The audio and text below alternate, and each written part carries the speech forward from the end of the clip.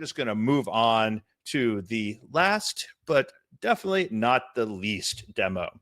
It is by the head chef of Polyscience.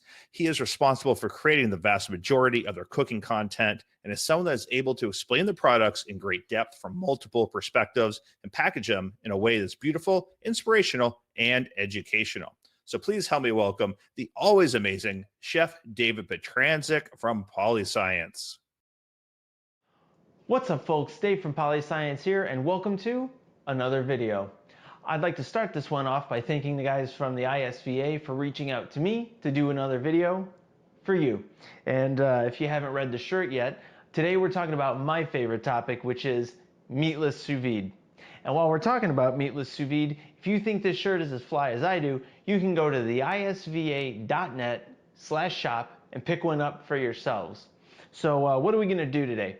We're going to do a navy bean salad with a little bit of artichoke that's tossed in a sort of a mint dressing that's got a lot of lemon character and just a little bit of heat, that's topped off with some fried shallot and garlic for those allium tones and a little bit of crunch. But before we get into it, we're going to need to put an apron on because we don't want to ruin our brand new shirts. So that's better. So here we've got some navy beans, and beans are great. You know, they fill you up. They're cheap. They're high in antioxidants, protein, fiber, and they support heart health. So really good, cheap. I keep all sorts of dried varieties in my pantry, and these are just inexpensive navy beans that I found at my local supermarket. But if you want to check out some really cool stuff, make sure to check out Rancho Gordo. They have all sorts of heirloom beans that are dried, and you can pick up some really funky, really cool stuff from them. So we're going to get these cooking. I've got here a 1% salt solution. So for every 100 grams of water, 1 gram of salt. And then I've got my navy beans, which have been soaked in water overnight. Now, I just leave them out on the counter. You could refrigerate them if you want to. I just don't. I don't have the space in my fridge, so they're fine. You just let them sit on the counter overnight, put some plastic wrap on top so nothing gets into them, and you're going to be okay. Now, I've got my circulator set to 90 degrees Celsius, and we're going to cook the navy beans for about 3.5 hours. Now, the Hydro Pro and the Hydro Pro Plus have sous vide toolbox built into it, and that's going to suggest to you 4.5 hours. And if you did 4.5 hours, that'd probably be okay. I tend to like these at the 3.5 hour, maybe 4 mark. You're just going to have to taste them. Again, I've got a 1% salt solution. My navy beans have been soaked overnight, and my ratio of saline solution to beans here is about 1.5 to 1. So that's about right. Okay, that looks good to me. So we're going to go ahead and I'm going to show you what we do here. I've got some plastic wrap up on top of this just so I'm not, steaming up my cabinets. We're going to go ahead and pull this off. Careful, steam burns. Okay, 90 is putting off a good amount of steam. Okay, so I'm going to take these beans. We're going to drop them in. And then just going to kind of fold the top over so that I can get some good plastic wrap coverage back over the top. And I'm going to clip them to the side. And that's it, okay? So we're going to let those cook for 3.5 hours. Now, there's certain beans that'll cook very quickly, like adzuki beans cook really quick. Most beans, if you do 4.5 hours, like Sous Vide Toolbox tells you, you're going to be okay.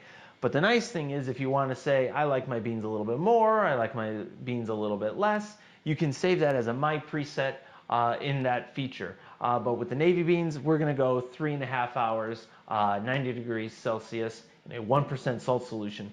The 1% salt is important because salt aids in speeding up the cooking process. So make sure you go ahead and do that. And also, it's an opportunity to add flavor. All right, so we've got our artichokes here, and we've got a few things. I've got citric acid powder. Now, before anybody grumbles, you can find citric acid powder really, really easy. It's on Amazon, very affordable. But let's support our sous vide community here. Our partners at Modernist Pantry, they also sell citric acid powder.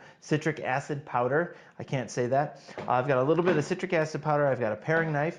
I've got a peeler. I've got a Y-shaped peeler. This is the style that I like. I think it's a little bit easier for me to use than the traditional potato peeler. I've got a bread knife. Serrated knife is important because the outside skin of the outer leaves of the artichokes are pretty tough, so you got to get through those. I've got half of a lemon out. Anytime you make a cut surface, you wipe it down with lemon because the artichokes oxidize very quickly, and that'll affect not so much the flavor, but how they look. So you're going to go ahead and wipe your cut surfaces always with this half of a lemon.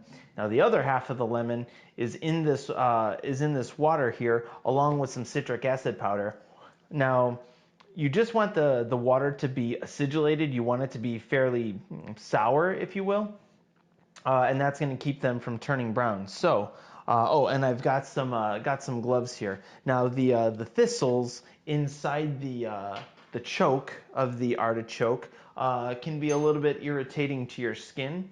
So that's why I've got these latex gloves. So we're gonna go ahead and put these on. You know, it's nothing to worry about. It's not gonna hurt you, but it's just a little annoying. That's all. So first, we're going to clean up the outer leaves at the base. Okay, we're going to pick all those off. We're going to clean up the bottom. Boop. Okay, we made a cut. We're going to do lemon. Okay, now we're going to start to peel the leaves. Just gonna go for it. I like to kind of come in from the side rather than the top because again, those thistles up on the top, they can bite you. Okay, this one's peeling really easy. This one's I feel like when they're a little bit more mature, it's almost easier.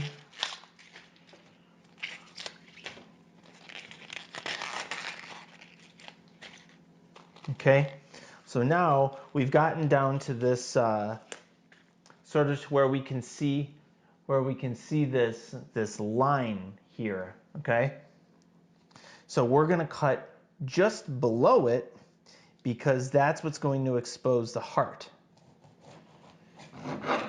Okay, and now you can see we have this this thistle area in here. Okay, so we're going to go ahead and scoop that out. Oh, sorry, we made a cut. We're going to go ahead, put some lemon on it. Don't be afraid to use the lemon. And if you need to dunk it too, maybe in your water, that's okay too. Okay, so now we're going to scoop this out. And you kind of just turn them both back and forth against each other. It comes right out. Very simple, very easy. Okay. Don't want to crack the artichoke. You can crack it if you're a little bit aggressive with it. Okay. Okay. So now we've removed the thistle. And now we're going to peel away. Now this is where some people would use a peeler. You could use a peeler if you wanted to. I like a paring knife. A peeler works too. Peeler, you know, it just depends on your preference. Okay. I think it takes a little bit longer with a peeler. I'll let you decide. Okay. And now we're gonna use our lemon. Let's put some acid on it. Okay. Move that out of the way. And now we're gonna come in from the top and we're gonna come down around the base of the artichoke to get rid of this tough stuff. Okay. And again, I have a very sharp paring knife. I keep this thing crazy sharp. And that is going to help you out here. Okay.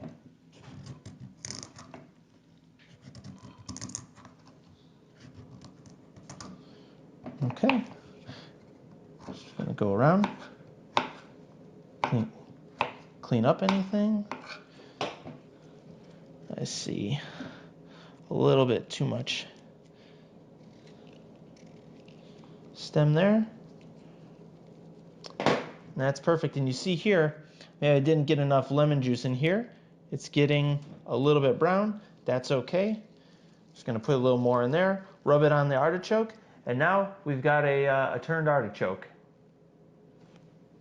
All right, so we've got our artichokes, which we've turned, that were sitting in acidulated water, and we've got them sort of resting on a paper towel, sort of drying off here. So we're going to go ahead and we're going to cut them up. We're going to quarter them, let's say.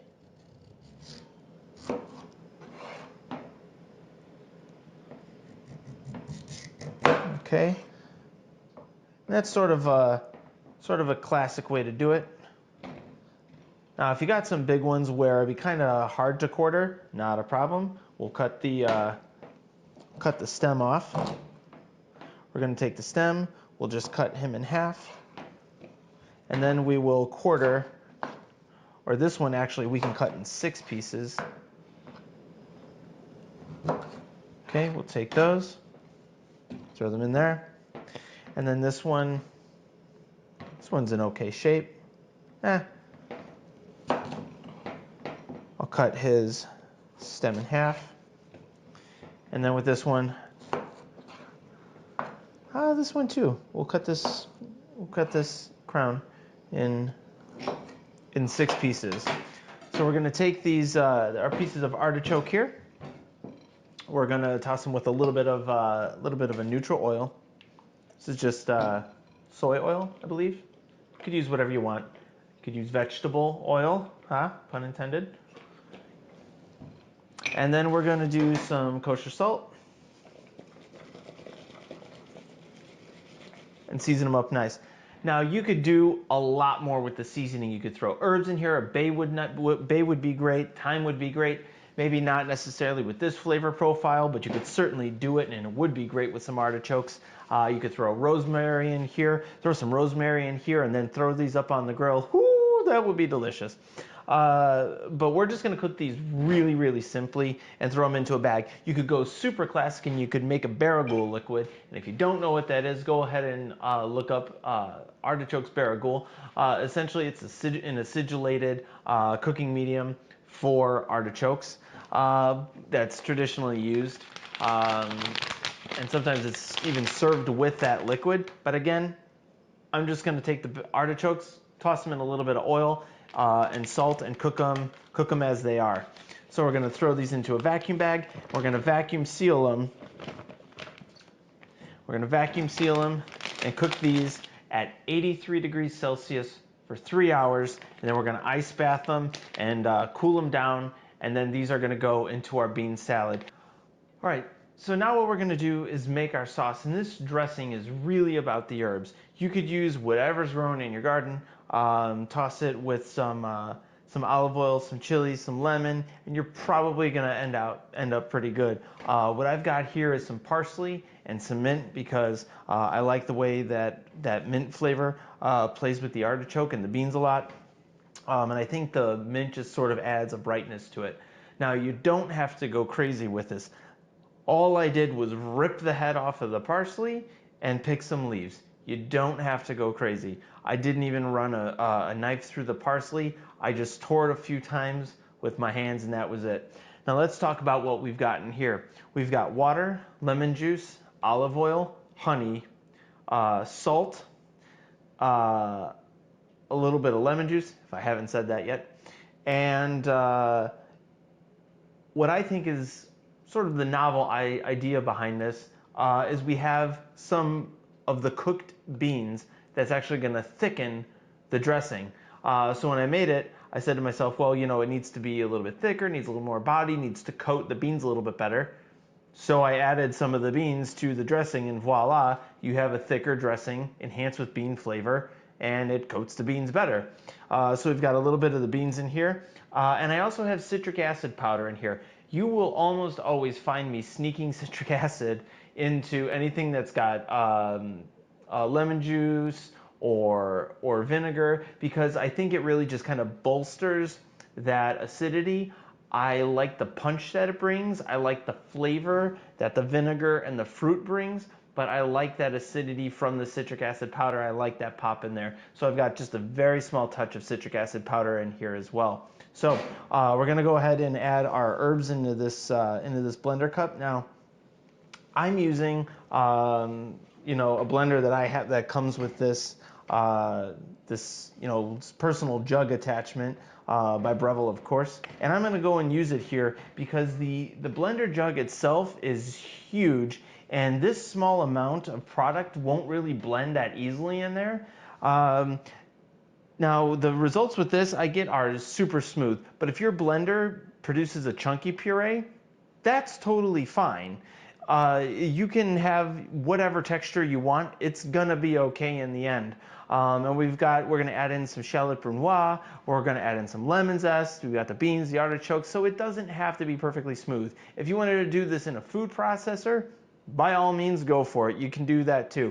So we're gonna go ahead and throw this on here. This little blade assembly goes into the jug. We flip it upside down. We're gonna kind of give it a bartender's shake here to get these beans off the bottom, and it looks like they're gonna want to stay there, but we'll give it a blend and see if they don't come down.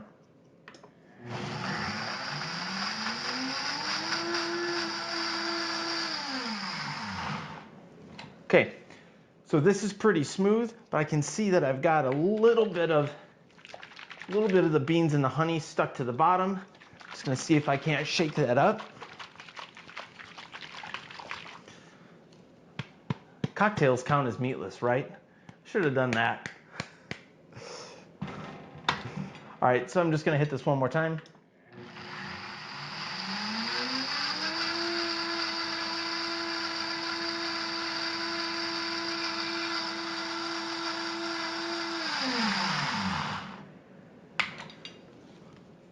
And that's it. That's our dressing. So we've got our green dressing, mint, parsley, lemon, chili flake, touch of honey, and that acidity is bolstered by that citric acid. And the sauce is thickened and made nice and creamy by the beans that we cooked themselves. I had some pre-cooked beans that I did, so I went and used those. But after you're done cooking the beans, that's what you would use in the dressing. All right, so this is the last step of mise en place. We're going to make our fried garnish. I've got some shallots here that I've sliced to about 1/8 of an inch thick, and some garlic, which I've sliced to about 1/16 of an inch thick. To do this, I've used a Japanese mandolin. If you walk into any professional kitchen, you are going to see like 3, 4, 5 of these things hanging because they use them for everything. Now I've got a pot on the Control Freak. If you're not familiar with it, it's a very precise induction cooktop that has some special features to it. It's made by us, Polyscience. And right now I'm running the probe control oil feature, so I'm sort of running it as a fryer, if you will.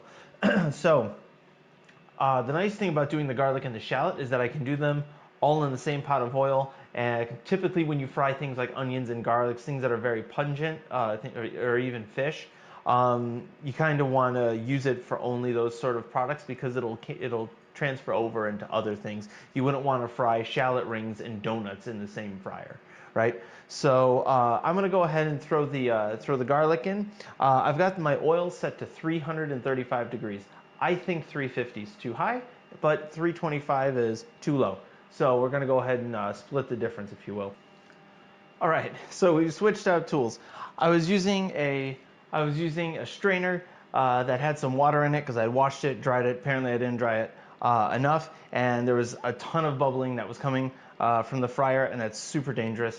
So I gone ahead and let that bubble itself out, and we switched tools to a new strainer. I've got some tweezers here for working with these, and I've got this little strainer that we can use for garlic. So I'm gonna go ahead and fry the rest of this garlic.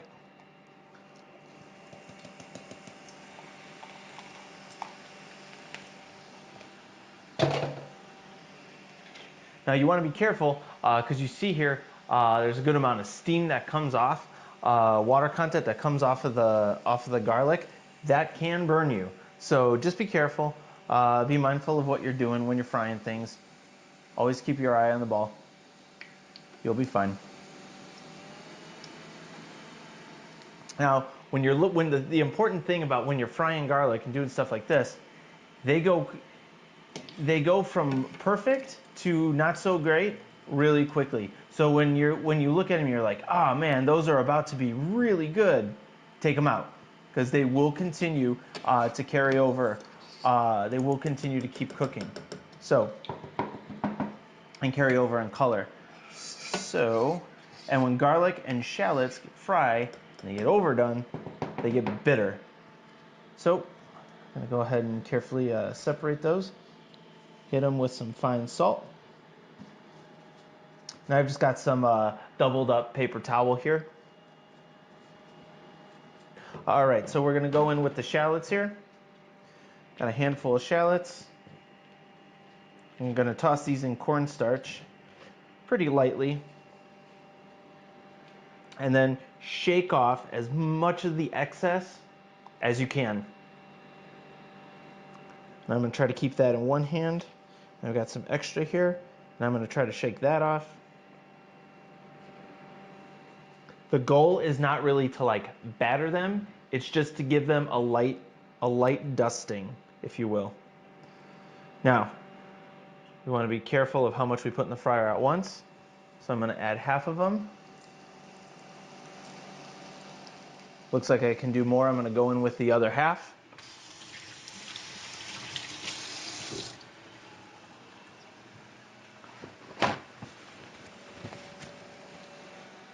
And now this is where I'm going to take some tweezers and kind of move them around. I want to keep them moving so they don't really stick to each other. We don't want globs of shallots. We want nice individual sort of nice shallot rings. And they're dusted in cornstarch, so they are going to have a lighter color in the end. All right.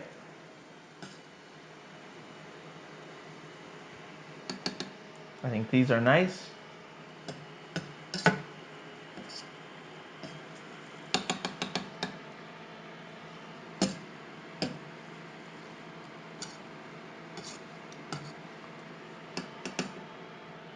We're going to hit these with some salt while they're still hot. Now, there is a method you will find on the internet about Thai fried shallots.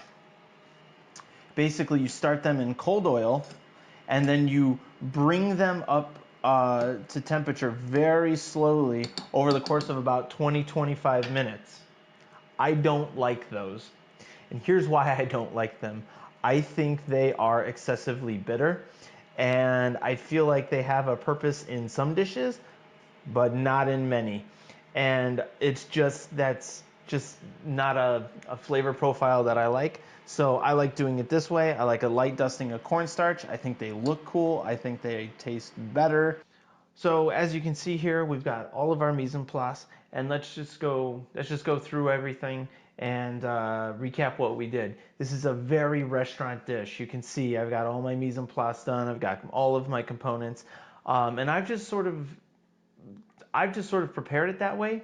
You don't have to do this. You could make this in one bowl, except for the fried component, and just let it sit overnight, pull it out the next day and eat it. It's delicious. Trust me, been there, done that.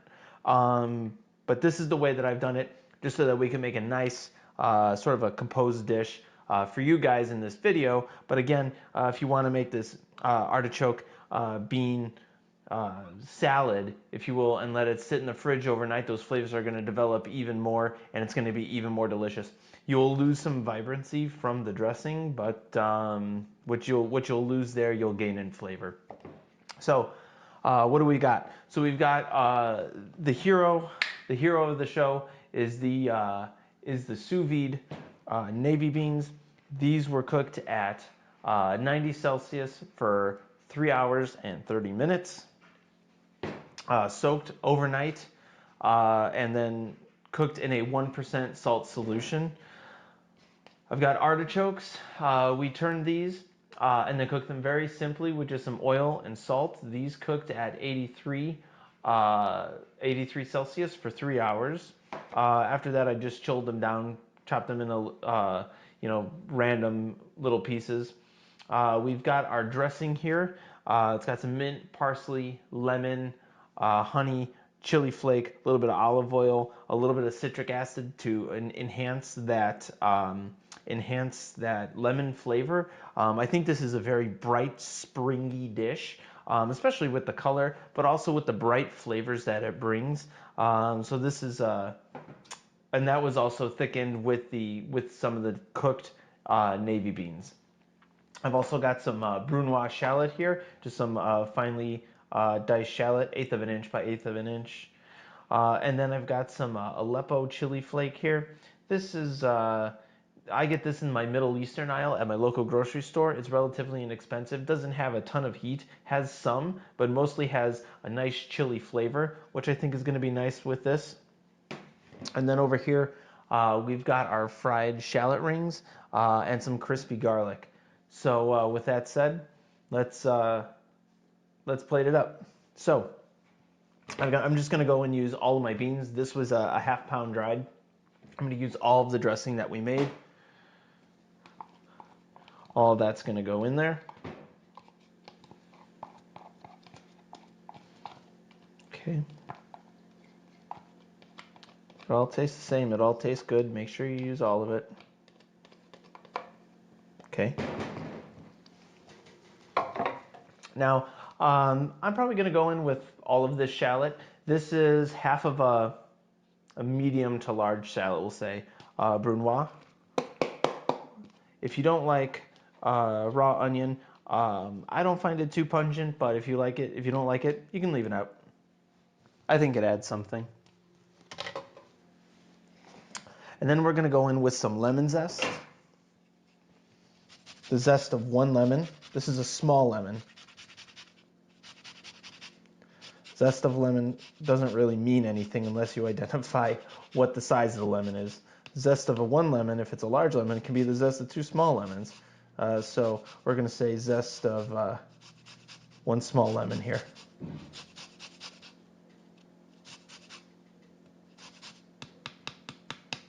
Okay, make sure you get all the zest off the back.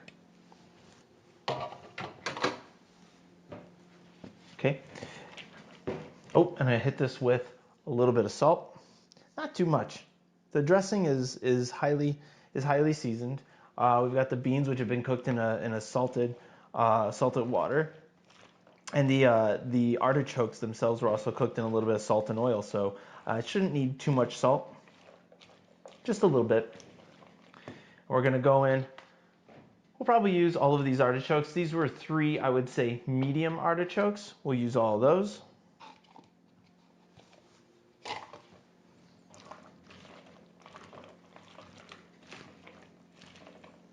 Make sure you stir it all up. Okay, let's give it a taste. Yeah, it's delicious. Okay, so our seasoning is good. It's got good acidity. I'm going to put a touch of the Aleppo in it. And then we're going to go over the top with more. It looks nice. It's a nice red color. But just so that we've got a cohesive, flavor going on here, we'll put a little bit inside as well. Okay. So, take some of these beans, plate them up in a bowl, and I would serve this sort of as a side dish.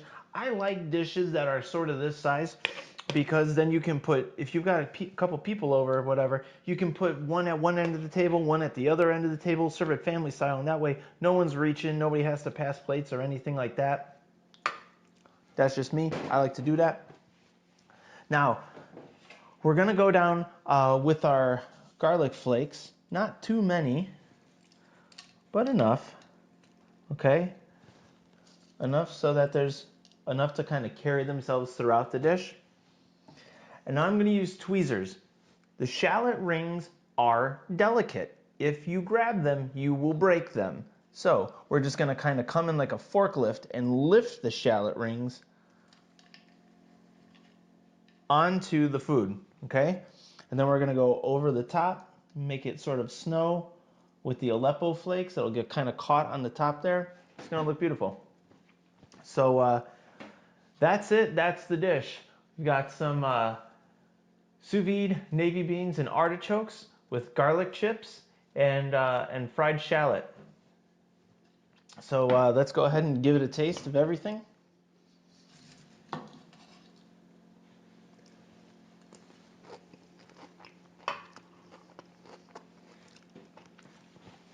Yeah, that's insanely good. We're done here. You don't need to watch anything else. You've learned everything you need to learn in this video. That's fantastic. You get heat, you get the mint, the shallot adds a nice allium tone, and some crunch to it. The beans are perfectly textured. The artichokes have a perfect texture. Don't be afraid to get those artichokes and turn them. If you have any questions, you can always shoot me an email or a Facebook message or whatever it is. I'm happy to talk. I can help you through it, but again, it's really, really not hard. Don't be afraid of them. This is crazy good. That's all I got, folks. So again, thanks for watching. Thanks to the ISVA for inviting me to do another one of these showcases. I really enjoyed doing them, sharing what I know with you folks, and especially doing something like the Meatless Showcase, which is right up my alley. Those of you who have seen me at the summits, when they ask me what I want to talk about, it's anything but meat. I just find so much joy in cooking vegetables and legumes, dried pantry staples, pickling, preserving. I really don't get that much pleasure, that same fulfillment from just cooking meat. Some people do, and I enjoy it. Don't get me wrong, but I love cooking vegetables. So thank you guys. Thanks again for having me. We'll catch you in the next one.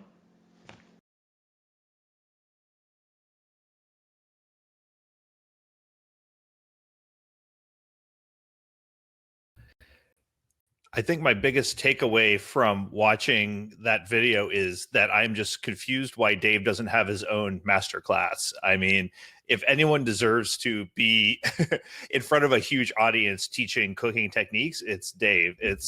I don't understand how he does such amazing things he simplifies to a level that regular people can understand, but he doesn't dumb it down in any way.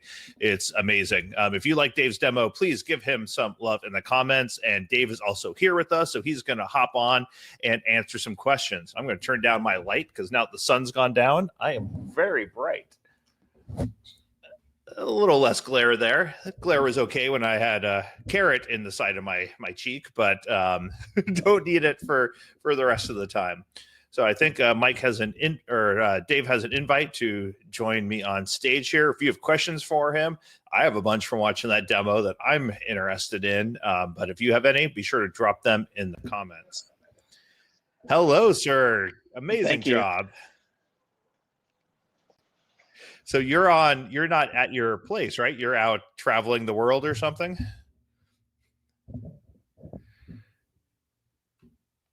I can't currently hear you. I'm not sure if other people can.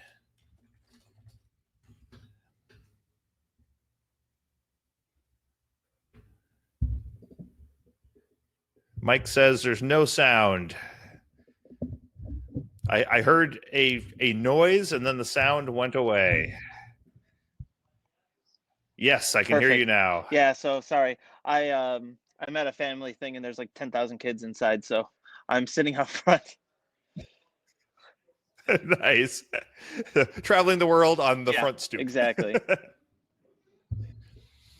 Well, I loved your demo. I just doing the amazing things and the flavor combinations that you put together is great. I appreciate you putting that together and inspiring this showcase. Mike was very excited to make sure that we give you credit 90,000 times during this entire process. No, I don't know. I really enjoy cooking vegetables, and I think people sort of stick sous vide too much to cooking meats, and there's so many other things that it's really good for. And not just creme brulee and not just steaks and eggs and all that. So you can make some pretty incredible stuff. I really love the texture that you can get with sous vide vegetables, and that's kind of what sparked it. And actually, the artichokes weren't even part of my intention originally. I was just at the store and they looked good, and I was like, I haven't done artichokes in a while. That'd probably be pretty good with the beans. And I'm like, artichokes, lemon, garlic, shallot. Yeah, okay. And that just it kind of came together at the last minute. I was kind of figuring out what I was going to do. Um, and the artichokes just look good. What I like about this dish is this is something that you can really apply the Mr. Potato Head method to. Like, you can pick any dried bean, a root vegetable, a dressing, put it together, put something crunchy and delicious on top, and you're going to have a pretty good result. And just you can swap out, I don't know, kidney beans and radishes, carrots and black beans. I mean, you could do all sorts of different things with it. So I like to I talk about like building blocks and like teaching somebody like a technique or a concept, and then they can do as they wish with it. And this was just kind of my iteration of it.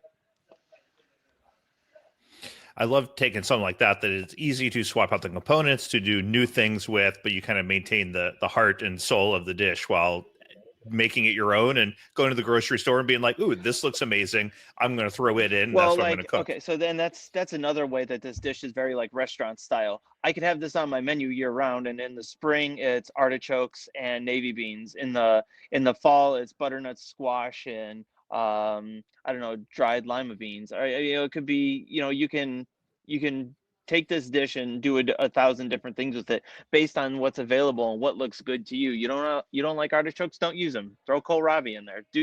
There's so many options with something like this. So those are kind of things I enjoy. You had mentioned Rancho Gordo beans. It's something that you alerted me to.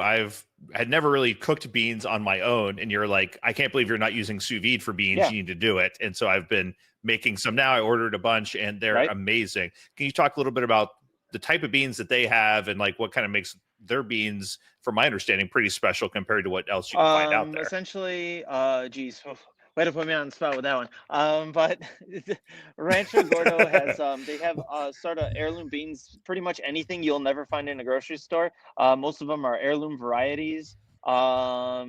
And they're just a better quality bean. They have everything has such a more pronounced flavor, better texture. A lot of them are a lot creamier, not mealy. It's a better bean, and they've got some cool funky stuff. The first thing that turned me on to them was Ayacote beans.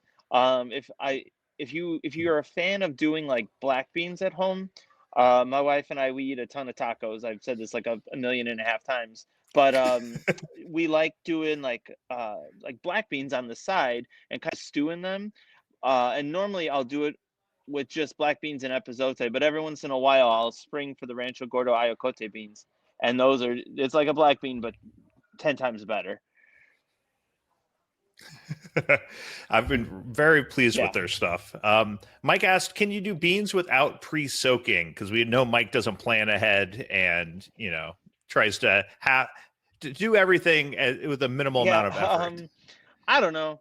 I don't. I know you can pressure cook beans without soaking them, and you'll have a decent result if you pressure cook them. But with regard to sous vide, I always soak them.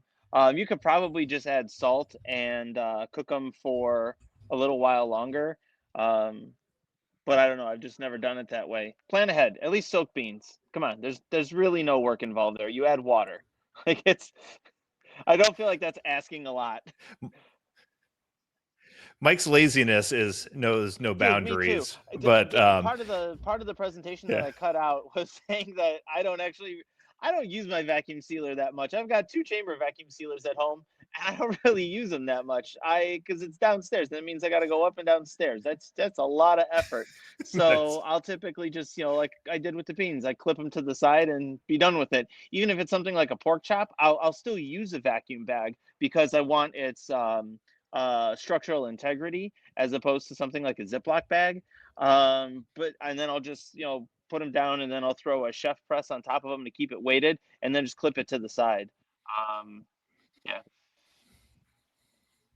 Yeah, that's what I do too. Is I just use the vacuum bags unsealed when I do beans or rice, something I don't know how long I need to cook it for. It works great. And to be honest, I have made beans without soaking them because I have gone like, I want beans for dinner tonight, and I had to throw them in. But yes, the soaking definitely makes them. I feel like it makes the cook time a lot more consistent on the next day when you do it, where when you don't soak them, it's kind of all over the place, at least when Most I've of the done effort, or most of the work that the bean's doing is during that soaking process. It absorbs very little water when it's cooking. It just takes on salt. It takes on very little water during the actual cooking process. Um, oh, I was gonna say something else about that. I don't remember. But yeah, if you're, I don't know, soak your beans. Soak your beans. it. Someone had mentioned this. They were talking about the pre-soak, but people talked about it during the cooking process. Do you ever add stock or anything when you're either pre-soaking or when you're No, I cooking don't the use beans? stock, but definitely salted water because salt will speed up the cooking process. And I can't exactly recall why, but if you look in On Cooking by Harold McGee, there's an answer in there for you. Nice. I also very much enjoyed I got the book Cool Beans for About Christmas. this. I It's very literally heard good. about this book yesterday, and now you're the second person to mention it. I feel like this is an omen, and it's probably going to end up in my Amazon cart after this conversation. Yeah, that's kind of why I got into beans, because you had been harassing me a lot about needing to do sous vide beans, and then my wife got me a bean cookbook for Christmas, and I was like, okay, this is the universe telling me that I need more beans, and that my wife will deal with the repercussions of eating Hey, more more beans. fiber, high in protein. They keep you full, and they're cheap. They're relatively inexpensive. So, and they last forever in your pantry. So, like, they're just a good. I've got kidney beans, navy beans, lima beans, chickpeas, black beans, and I think adzuki at home right now. Like, they're just a great pantry staple. Nice. Yeah, they last for so long that it's super easy. Mike had mentioned this, and I was thinking it when you were, peeling the artichokes. There's so much that comes off of artichokes to get to the small Yeah. part that we eat. Is there anything you ever do with the leaves? Like I always think of cray and their cryo concentration, but anything fun that you do with it? Like not in general, but could? No, I put them in the garbage because that's where they belong. But I'm sure you could do. I'm sure you could do something with them. I just don't. That's a perfectly acceptable Compost, right? response. I mean, that's a legitimate answer and like a ecological responsible decision, I guess. Compost them. Yep, I like it. You talked a lot about using citric Yep. acid powder. How does it add to dishes, and like when would you use that versus a splash of lemon or a I put splash it of in lime? everything. I have I have stacks of delis in my pantry of just white powders and and things that have a crystalline structure. So I keep coarse kosher salt, like a crunchy sea salt, like a fleur de sel, Malden salt, fine salt, and citric acid powder, like right at arm's length. And I use citric acid powder in, I don't know, like I said, everything. Anytime that I'm looking to enhance like the acidity of citrus, that's when I pull it out. So how do I say it? Yeah, anytime you're looking to enhance the acidity, because you can add more lemon juice, but if you add more lemon juice, depending on what it is, it's going to thin it out. And a lot of times you don't, there's a specific texture that I'm after, and I don't want that. So I'm already where I'm at with the lemon juice. And so then I'll just amplify that flavor with a little citric, or that acidity with citric acid powder, because that won't change the texture. Nice, that makes sense. And for the upcoming Sous Vide Summit, you have two sessions. The one you're going to be doing a little cocktail demo that people can make at home for the cocktail hour, and then you're going to be doing an entire Pro Track session. That the Pro Track this year is all about things that you just need to know in a restaurant that nerdy cooks like me wouldn't get much out of, because it is like streamlining restaurant menus. It's not here's how to make a fancy dish, because we enjoy that as cooks. Can you talk a little bit about either if you have a idea of what you're thinking about for the cocktail or the Pro Track session I you're have looking at? zero idea. I have zero idea. I feel like you know this. I feel like you asked me this knowing that I have no prepared answer for this. I mean, let's think about it right now. It's probably going to be a tiki drink. It's probably going to be a tiki drink, something probably Mhm. bright and fresh. I was shocked and I mean, appalled. at this point, people would be, I think, a little disheartened if it was anything other than that. So, I'm just playing to the crowd. There'll probably be something tiki, and then as far as the protract session, I did. I did a talk for the American Culinary Federation. So the ACF is like a chefs federation, like a national chefs federation where there's like continuing education and accreditation that you have to keep up with to be a part of. And I did ACF demos at their national convention for like 3, 4 years in a row. And probably like the second one that I did, we set the room for like I think 30 people, and it held. Or I think we set it for 30, but they had a case scenario. At the end of my session, I had 175 people, standing room only, in that room, because people just like, hey, you got to come in, you got to come in, you got to see this. And so literally, I'm just going to take that same presentation and sort of just refresh it and repackage it. So it's going to be a good one. So we're gonna get the upgraded version of the presentation that was at the chef's conference that everyone said was a can't miss Yeah, presentation. basically, so it's funny because back then, so this was like, if I had a guess, I would say that this was like 2012. And at that time, polyscience was still pretty young.